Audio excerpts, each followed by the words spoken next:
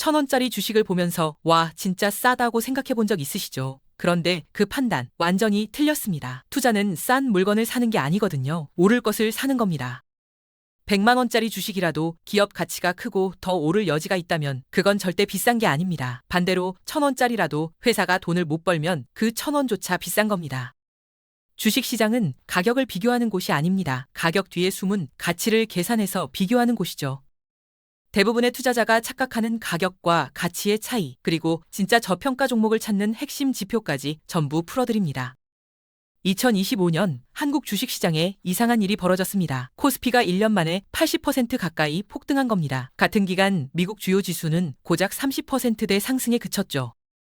전 세계에서 가장 많이 오른 시장 중 하나가 된 겁니다. 그런데 여기서 의문이 생깁니다. 한국 산업이 갑자기 세계에서 가장 역동적으로 성장한 걸까요? 아닙니다. 진짜 이유는 따로 있습니다. 한국 주식이 그동안 너무 안 올랐던 겁니다. 심하게 저평가돼 있었고 그 저평가가 해소되는 과정에서 급등이 나온 거죠. 상법 개정, 정치 환경 변화, 기업 이익 개선 기대까지 여러 요인이 맞물리면서 국내외 투자자들의 매수세가 한꺼번에 몰렸습니다. 그런데 더 놀라운 사실이 있습니다. 이렇게 폭등했는데도 한국 시장은 여전히 쌉니다. 코스피의 PBR, 그러니까 자기 자본 대비 시가총액 비율이 아직 1.6배에 불과합니다. 과거에는 0.8배까지 떨어졌던 적도 있으니 많이 오른 것 같지만 일본 니케이는 2.4배, 대만은 3.5배, 미국은 무려 5.5배입니다. 한국과 비교가 안 되는 수준이죠. 80% 올랐는데도 글로벌 기준으로는 여전히 저평가 구간이라는 뜻입니다. 35세 직장인 김 대리를 예로 들어보겠습니다. 그는 작년 초까지만 해도 미국 주식만 사던 사람이었습니다. 한국 주식은 거들떠보지도 않았죠. 이유는 간단했습니다. 주변에서 다들 한국 주식은 답이 없다고 했으니까요. 그런데 올해 초 코스피가 심상치 않게 움직이기 시작했습니다. 처음엔 반신반의했지만 수익률을 보니 생각이 바뀌더랍니다. 그제야 깨달은 겁니다. 한국 시장이 싸다는 게 문제가 아니라 기회였다는 걸요. 한국 시장이 왜 이렇게 저평가를 받아왔을까요? 이걸 표현하는 말이 있습니다. 바로 코리아 디스카운트입니다. 한국 주식은 같은 실적을 내도 다른 나라보다 낮은 평가를 받는다는 뜻이죠. 이 현상의 원인을 두고 시장에서는 다양한 이론이 존재합니다. 그중 가장 큰 문제로 꼽히는 건 시장의 신뢰성 부족이었습니다. 그리고 최근 2차례의 상법 개정이 이 문제를 정면으로 건드렸습니다. 물론 반대 의견도 있습니다. 상법 개정이 기업 경영에 부담을 주고 부유층과 경영진을 괴롭히면 자본이 해외로 빠져나갈 수 있다는 우려죠. 하지만 솔직히 말해보겠습니다. 한국 기업들 그동안 너무 나빴습니다. 상장해서 투자자들 돈을 받으면서 벌면 나누겠다고 약속해놓고 실제로는 현금을 쌓아두고 배당은 쥐꼬리만큼 줬습니다. 필요하면 물적 분할로 대주주한테 유리하게만 움직였죠. 주주는 뒷전이었습니다. 상법 개정은 선량한 기업을 괴롭히는 게 아닙니다. 주주를 제대로 대우하지 않았던 나쁜 행태를 교정하는 과정입니다. 이런 개혁이 왜 필요하냐고요? 제도가 바뀌면 신호가 바뀝니다. 해외 투자자들에게 한국이 달라지고 있다는 메시지가 전달되는 거죠. 그 신호를 받은 외국 자본이 들어오기 시작하면 코리아 디스카운트는 서서히 녹아내리기 시작합니다. 지금 우리는 그 변화의 초입에 서 있는 겁니다. 외국인 투자자들을 만나 한국 주식을 설명할 때마다 돌아오는 질문이 있었습니다. 너희 나라 국민도 연금도 한국 주식을 비중 있게 안 가져가는데 왜 우리에게 사라고 하느냐? 이 질문 앞에서 할 말을 잃었습니다. 반박할 수가 없었거든요. 사실이니까요. 한국인들이 한국 주식을 외면한 이유는 단순한 무관심이 아니었습니다.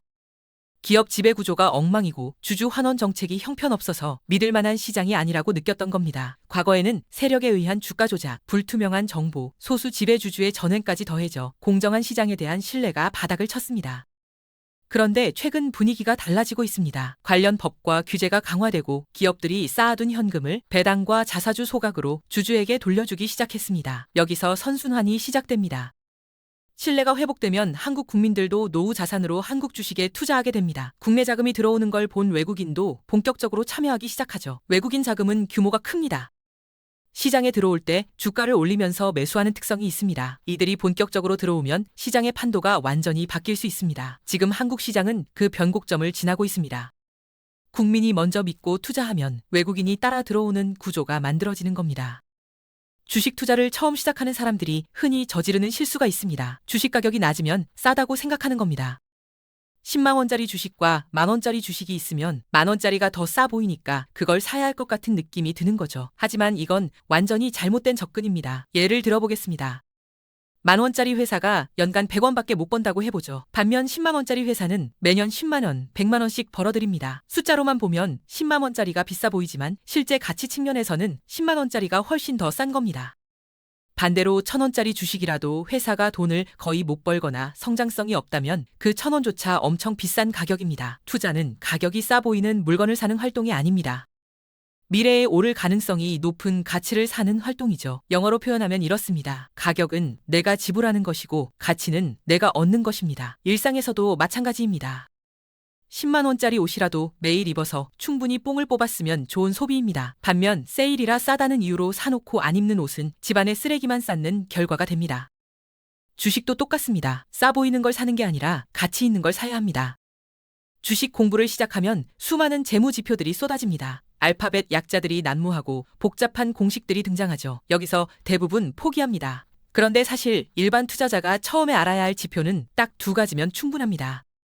PBR과 PER입니다. PBR은 자산 가치에 비해 현재 주가가 몇 배에 거래되는지 보여주는 지표입니다. 쉽게 말해 기업이 가진 공장, 건물, 재고를 다 팔고 빚을 갚은 뒤 남는 순자산 대비 지금 주가가 비싼지 싼지를 알려주는 겁니다. PER은 기업이 벌어들이는 이익 대비 주가가 몇 배인지를 나타냅니다. 예를 들어 연간 100억 순이익을 내는 회사의 시가총액이 1,000억이면 PER은 10배입니다. PER이 낮다는 건 현재 이익 대비 싸게 거래될 가능성이 있다는 뜻이고 PBR이 낮다는 건 보유 자산 대비 저평가일 수 있다는 의미입니다. 다만 중요한 건 절대 숫자만 보면 안 된다는 겁니다. 반드시 비슷한 업종끼리 상대 비교를 해야 합니다. 코카콜라와 펩시를 비교하듯 같은 산업 내에서 비즈니스 구조와 성장성이 비슷한데 한 회사의 PER과 PBR이 훨씬 낮다면 그 종목은 상대적으로 저평가받고 있을 가능성이 높습니다. 처음부터 모든 지표를 외우려 하지 마세요. 이 2가지로 이 회사 자산과 이익에 비해 지금 가격이 싼가부터 판단해보는 연습을 시작하면 됩니다. 여기까지 듣고 나면 이런 생각이 들 수 있습니다. 주식 투자하려면 공부할 게 너무 많은 거 아닌가? 서점에 가면 유명 투자자 책, 차트 분석서, 매크로 경제학, 기술주 전망까지 수십 권이 쌓여 있습니다. 이걸 다 읽어야 투자할 수 있는 걸까요? 아닙니다. 주식 투자는 시험 공부가 아닙니다. 축구와 비슷합니다. 축구를 책으로만 배울 수 없듯이 주식도 실제로 소액이라도 투자해보면서 익히는 게 훨씬 효율적입니다. 궁금한 점이 생길 때마다 필요한 부분만 찾아보면 됩니다. 많은 사람이 투자를 시작하기도 전에 과잉 공부에 빠지는 이유가 있습니다. 잘못된 주식을 사서 큰 손실을 볼까봐 두려운 겁니다. 모든 상황을 알고 대비하려다 보니 오히려 시작을 못하거나 중간에 지치게 됩니다. 필요할 때마다 PBR이나 PER 같은 기본 지표를 찾아보고 왜 이 회사는 이 지표가 이렇게 나오는지 궁금해지면 그때 추가로 파고드는 방식이 효과적입니다. 모든 정보를 완벽히 알 필요도 없습니다. 정보의 양보다 중요한 건 어떤 정보가 이 회사 이익과 직결되는지 구분하는 능력입니다. 때로는 남들이 좋다고 검증한 주도주를 따라가는 방식도 괜찮습니다. 처음부터 완벽한 지식을 갖추겠다는 부담은 내려놓으세요. 일단 시작하고 부딪히면서 배우면 됩니다. 최근 한국 시장에서 가장 뜨거웠던 종목을 꼽으라면 단연 SK하이닉스와 삼성전자입니다. 그런데 두 종목의 상승률을 보면 확연히 차이가 납니다. SK하이닉스가 훨씬 더 많이 올랐거든요. 왜 그럴까요? 이유는 이익에 있습니다. SK하이닉스는 HBM 같은 AI 데이터 센터용 고부가 메모리를 공급하면서 이익이 훨씬 빠르게 증가했습니다. 주가는 그 이익 증가를 반영해 선제적으로 더 많이 오른 겁니다. 이렇게 시장을 앞서 이끄는 종목을 주도주라고 부릅니다. 주도주는 언제나 이익이 더 빨리 늘거나 새로운 성장 스토리를 가진 기업에서 나옵니다. 주가를 움직이는 공식은 단순합니다. 기업의 이익에 시장이 인정해주는 배수를 곱한 겁니다. 배수는 시장 심리에 따라 2배에서 5배까지 크게 흔들릴 수 있지만 이익은 그렇게 갑자기 바뀌지 않습니다. 이익이 꾸준히 커지는 구간에서는 주가도 안정적으로 우상향하기 쉽습니다. 반대로 이익이 줄어드는 구간에서는 작은 악재에도 주가가 크게 흔들립니다. 반도체 기업을 볼 때 많은 투자자가 미국 금리 뉴스에 과민 반응합니다. 하지만 진짜 봐야 할 건 디램 가격입니다. 금리를 동결해 시장이 흔들려도 디램 가격이 오르고 있다면 오히려 매수 기회입니다. 반대로 금리 인하로 주가가 올라도 디램 가격이 급락하면 경계해야 합니다. 내 종목의 이익과 직결된 핵심 변수가 뭔지 파악하는 게 먼저입니다. 개별 종목을 고르기 어려우니까 그냥 ETF를 사는 게 낫지 않을까. 특히 바쁜 직장인이라면 이런 생각이 들 수 있습니다. ETF 자체는 좋은 투자 수단입니다. 지수를 직접 살 수 없으니 지수에 투자하기 위해 만들어진 상품이거든요. 지수 ETF는 적극 활용해도 됩니다. 하지만 반도체처럼 개별 종목에 직접 투자할 수 있는 분야라면 얘기가 다릅니다. 굳이 섹터 ETF로 분산시키기보다 주도주 몇 개에 집중하는 편이 수익률 면에서 더 효율적입니다. 종목 수를 늘리면 위험이 분산돼서 수익률도 좋아질 거라는 생각은 오해입니다. 야구로 치면 타석수가 아니라 타율이 중요한 것처럼 투자에서도 종목 수보다 한 종목당 선택의 질이 중요합니다. 실제로 ETF가 오를 때 개별 강세주보다 덜 오르고 떨어질 때는 의외로 더 크게 빠지는 경우도 있습니다. 분산이 곧 안전이라는 믿음은 버려야 합니다. 섹터 ETF를 활용하더라도 방법이 있습니다. ETF 운용사 홈페이지에서 편입 종목과 비중을 확인하면 어느 종목이 가장 큰 비중을 차지하는지 쉽게 알 수 있습니다. 반도체 ETF라면 SK하이닉스나 삼성전자 비중을 확인하고 원전이나 방산 ETF라면 1순위 종목을 주도주 후보로 삼으면 됩니다. 돈과 연결되면 사람은 자연스럽게 부지런해집니다. ETF 이름 검색해서 구성 종목 확인하는 정도의 수고는 누구나 할 수 있습니다. 투자에서 가장 중요한 태도 중 하나가 있습니다. 내가 모르는 건 하지 않는 것입니다. 애매하게 아는 상태에서 억지로 공부해서 불확실한 정보로 투자하는 건 위험합니다. 대신 자신이 몸담고 있는 업계를 활용하라는 조언을 드립니다. 그 업계에서 가장 잘 나가는 회사가 뭔지 알고 있다면 그 회사가 투자 후보가 될 수 있습니다. 매일 출근하면서 보는 업계 동향, 경쟁사 상황, 시장 흐름은 외부 투자자가 절대 얻을 수 없는 정보입니다. 하지만 여기서 함정이 있습니다. 잘 알면 교만해진다는 겁니다. SK하이닉스 주식을 가장 못할 수 있는 사람이 누군지 아시나요? 바로 SK하이닉스 직원일 수 있습니다. 내부 사정을 너무 잘 안다는 이유로 시장 평가를 무시하기 쉽거든요. 이 회사 진짜 좋은데 시장이 몰라준다는 생각에 빠져서 외부 투자자가 보는 리스크와 사이클을 간과하는 겁니다. 미인 대회를 생각해보세요.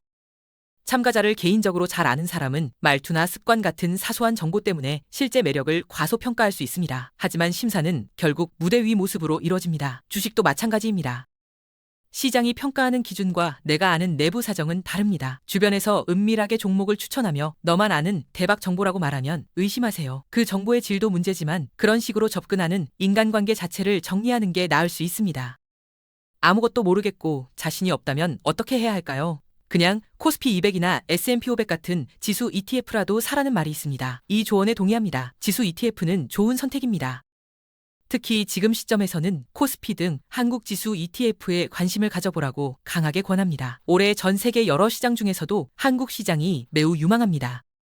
상법 개정 같은 제도 변화와 함께 기업들이 이익을 배당과 자사주 소각으로 주주에게 나눠주기 시작하면 선순환이 만들어집니다. 주가 상승이 국민 소득 증가로 이어지고 소비가 확대되면서 다시 기업 실적이 개선되는 구조입니다. 다만 제도만 바뀐다고 자동으로 결과가 달라지진 않습니다. 과거 정치에서 직선제가 도입됐다고 곧바로 대통령이 바뀌지 않았던 것처럼 결국 시장에 참여하는 주주 구성이 바뀌어야 진짜 변화가 옵니다. 깨어있는 일반 국민과 노동자, 중산층이 주식시장의 주주가 되어 기업의 목소리를 내야 합니다. 미국처럼 많은 노동자와 중산층이 주식시장에 참여해 자산을 키우고 소비를 늘리면서 기업과 경제가 함께 성장한 모델을 한국도 따라갈 수 있습니다. 버스 타고 출퇴근하는 평범한 사람들도 주식 투자를 해야 합니다. 왜 부자만 주식 투자를 합니까? 월 10만 원밖에 여력이 없어도 작은 투자부터 시작해야 합니다. 우리 모두가 함께 해야 나라가 좋아집니다. 오늘 이야기의 핵심은 하나입니다. 주식시장을 두려워하며 외면하지 마세요. 가격이 아니라 가치를 보고 내가 아는 범위에서 소액이라도 시작하며 차근차근 배워가면 됩니다.